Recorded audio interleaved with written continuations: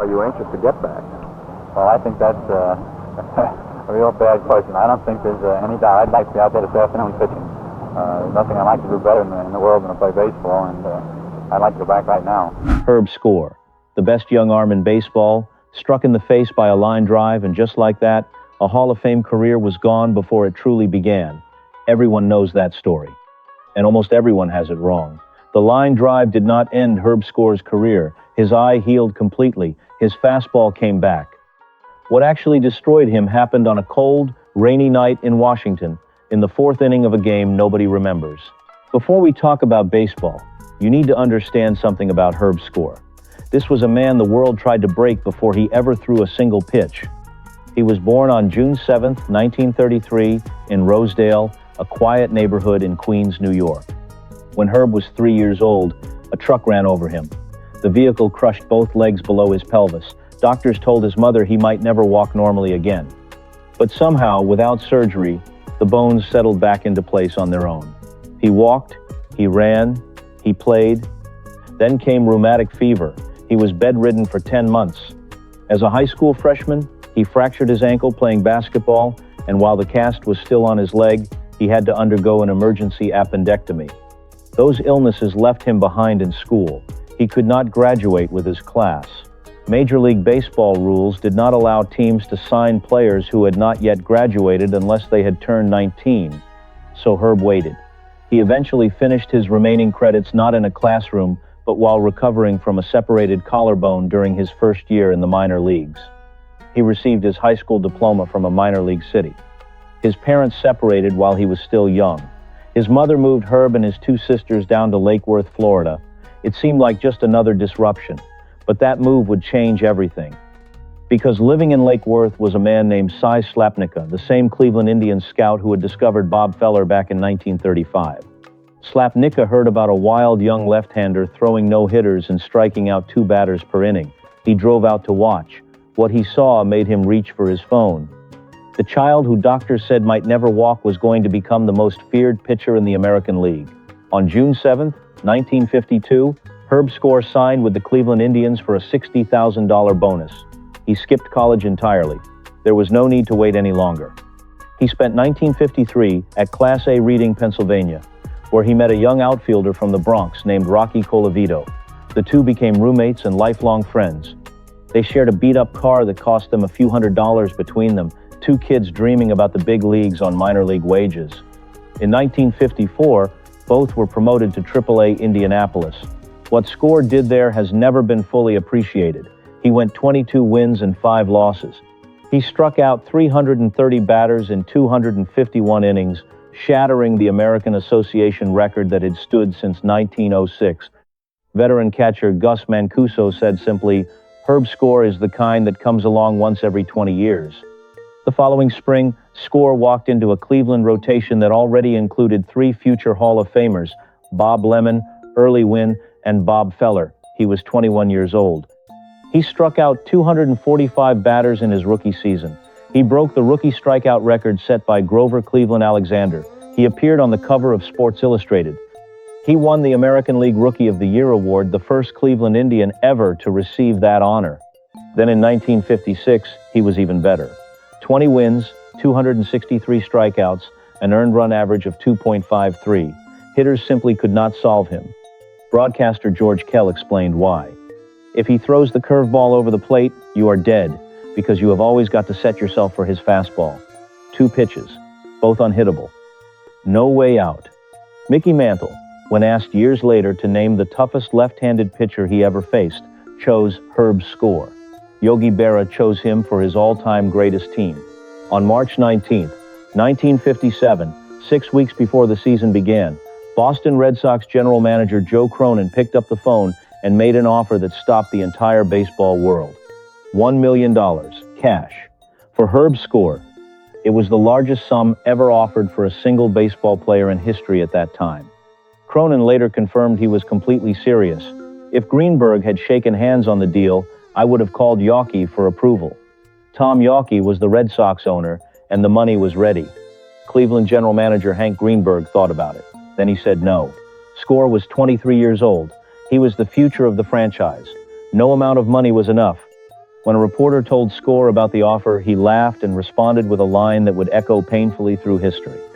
He told the Sporting News, "I wonder what Nancy will think when she reads that I am supposed to be worth $1 million." Nancy McNamara was his fiancée, a young woman he had known since his days at Lake Worth High School. They were planning to marry that October after the season ended. That quote tells you everything about who Herb Score was. Not a man thinking about money or legacy or fame.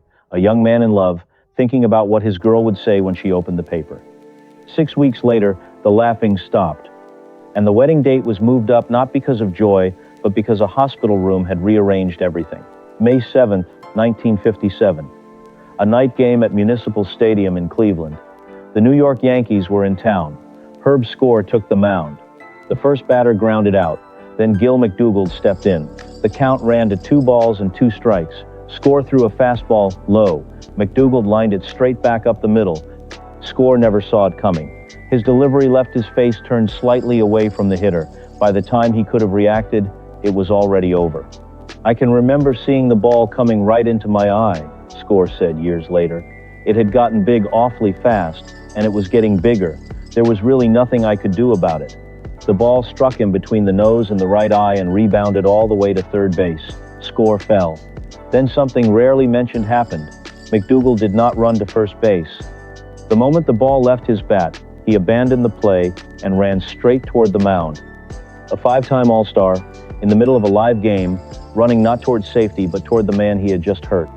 First baseman Vic Wertz rushed over, got within 10 feet of Score, then stopped and turned away, shoulders dropping. "If there is a doctor in the stands, will he please report to the playing field?" came over the speakers. At the hospital that night, eye specialist Dr. Charles Thomas delivered a verdict that stunned everyone. The eye could be saved. His explanation was remarkable. "Fortunately, the ball struck him flush," Dr. Thomas said. "It caught the top of the eyebrow bone, the cheekbone, and nose. The bone fractures absorbed most of the impact that would have destroyed the eye. The directness of the blow had actually saved his sight.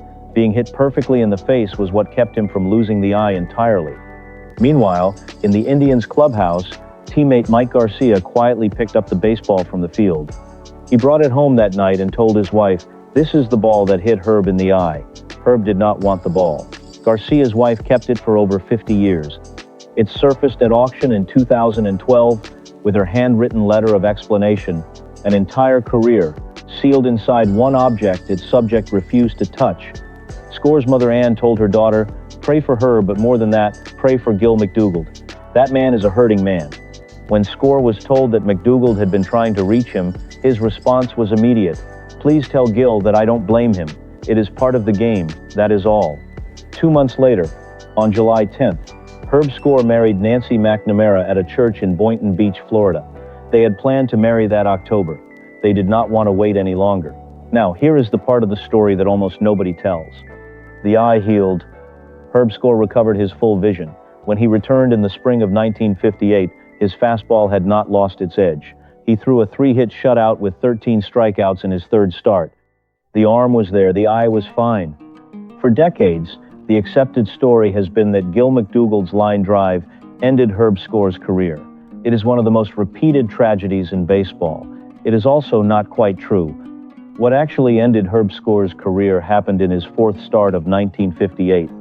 Pitching on a damp, cold night against the Washington Senators, something gave way in his left arm in the 4th inning, a torn tendon in his elbow. He tried to come back that summer, but it gave out again. Score himself never wavered on this. He told sports writer Terry Pluto, "The reason my motion changed was because I hurt my elbow, and I overcompensated for it and ended up with some bad habits." The numbers confirm it. Before the line drive, Score was 39 wins and 20 losses with an earned run average of 2.46. After 1957, he managed 17 wins, 26 losses, and an earned run average of 4.70. But there is a deeper truth underneath even that. From his time in the high minors through the point his arm gave out, Score had pitched more innings at his age than almost any pitcher in baseball history, over 700 innings in 3 years, striking out over 800 batters. We know now what that kind of load does to a young arm. The line drive became the story the world needed, a clean, dramatic explanation. The reality was quieter and more painful. An arm pushed past every limit it had, long before that night in Cleveland. History got this wrong for 70 years. Now you know. Did you believe the original version before today? Tell me in the comments. What most people never knew is that Gil McDougall was carrying his own hidden wound. In 1955, during batting practice, teammate Bob Cerv hit a ball that struck McDougall in the left ear. Everyone assumed it was a minor concussion. He came back in a few days, but the blow had fractured a hearing canal, and slowly, quietly, McDougall began to lose the hearing in his left ear, then his right. By the time he retired in 1960 at age 32, he was nearly deaf. He said nothing publicly for over 30 years. He stopped attending old-timers events because reading lips in crowded rooms was exhausting. He could not use a telephone. He lived in near silence while the world moved around him.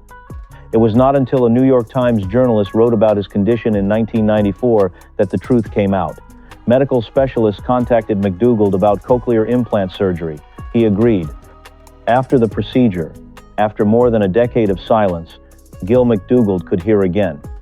He spent his final years advocating for cochlear implants, particularly for children, and testified before Congress about the need for wider access to the treatment. And when he heard that Score had been sent to the minors, that the career he had feared destroying was indeed gone, he said, "I guess I did not pray hard enough. All I can do is pray." 2 men, 2 injuries, 2 lives changed by the same game. Neither one ever blamed the other. Herb Score retired from pitching in 1962. He had tried everything. Nothing came back. He accepted it. "I did not want to be sitting somewhere when I was 60 wondering what if I had pitched 1 more year," he said. "Now I know. I have no doubts." 2 years later, Cleveland general manager Gabe Paul called with an offer to join the television broadcast team. Score had 0 experience in front of a microphone. He said yes anyway. He moved to radio in 1968 and stayed for 30 years, the longest run of any play-by-play announcer in Indians history. His style was everything his fastball had not been. Slow, calm, unhurried. He occasionally forgot to give the score of the game for long stretches. He sometimes mispronounced the names of opposing players. Fans began calling him Herb No Score affectionately because he might go an entire half inning without telling you what the count actually was. And they loved him for every single one of those quirks. Journalist Joe Posnanski once wrote that growing up in Cleveland meant you were raised partly by your parents and partly by Herb Score. He was like the weather. Posnanski wrote, "You complained on bad days and felt thankful for the good ones." The Indians lost a great deal during those 30 years. Score was there through every one of those losses, a steady voice in a city that needed steadiness badly. His final broadcast was Game 7 of the 1997 World Series. The Indians lost in extra innings, the championship slipping away in the 11th. When it ended, Score did not dramatize it. He said, "And so, that is the season for 1997. There is very little else we can say except to tell you it has been a pleasure. I would like to thank all the fans for their kindness over the years. You have been very good to me, and we hope that whoever sits in this chair next, you will be as kind to them as you have been to me." 34 years of showing up, and his goodbye asked the audience to treat his replacement well. He was struck by a serious car accident in 1998, then a stroke in 2002. He still threw out the ceremonial first pitch at Cleveland's opening day in 1999 from a wheelchair. He died in 2008. The Indians wore a memorial patch the entire following season. At the beginning of this video, I told you that Herb Score lost everything overnight. I want to revisit that now. He never won the Cy Young Award. He never made the Hall of Fame as a pitcher. The career that Mickey Mantle and Yogi Berra both called the most frightening they had ever faced lasted, in its prime, less than 3 full seasons. In that sense, yes, it was gone very fast. The story of Herb Score is not really about what a baseball can take away. It is about what it cannot. It cannot take away how a man responds to the person who hurt him. It cannot take away 34 years of showing up for a city.